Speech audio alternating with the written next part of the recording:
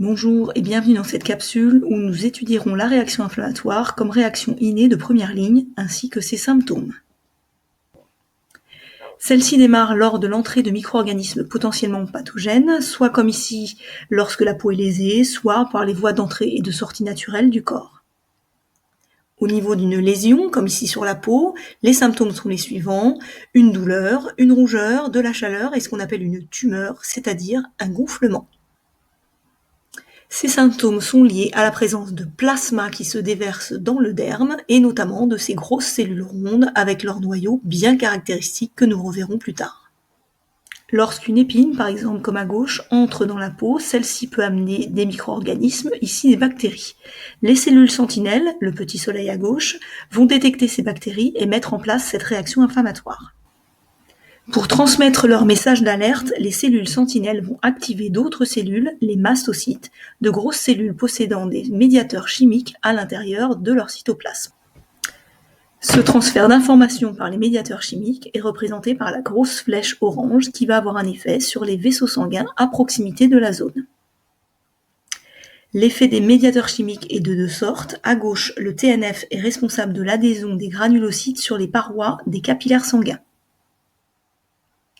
À droite, c'est l'histamine qui est responsable de la vasodilatation des cellules de la paroi des capillaires.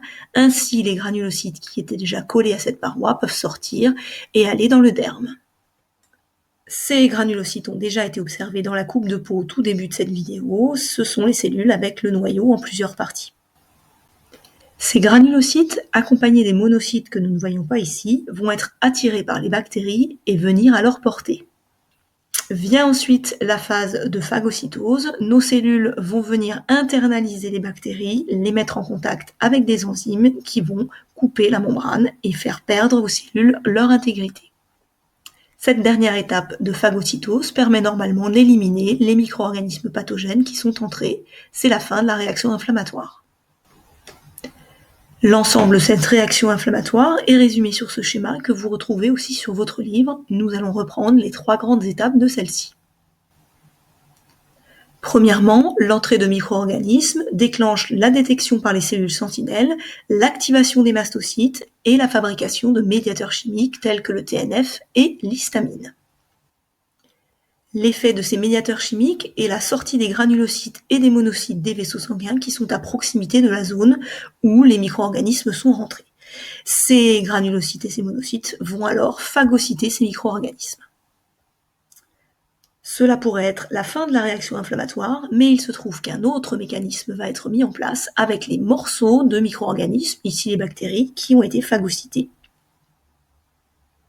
Ces morceaux, que nous appellerons dorénavant des antigènes, vont être pris en charge par les cellules sentinelles, devenues cellules présentant l'antigène, au niveau des molécules du CMH.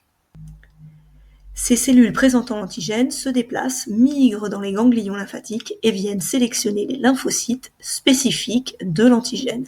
Et là, c'est la mise en place de la réaction adaptative. L'ensemble de cette réaction inflammatoire permet l'élimination d'une majorité des micro-organismes pathogènes qui sont entrés. Au cas où il en reste, la réaction adaptative est mise en place et sera effective quelques jours plus tard.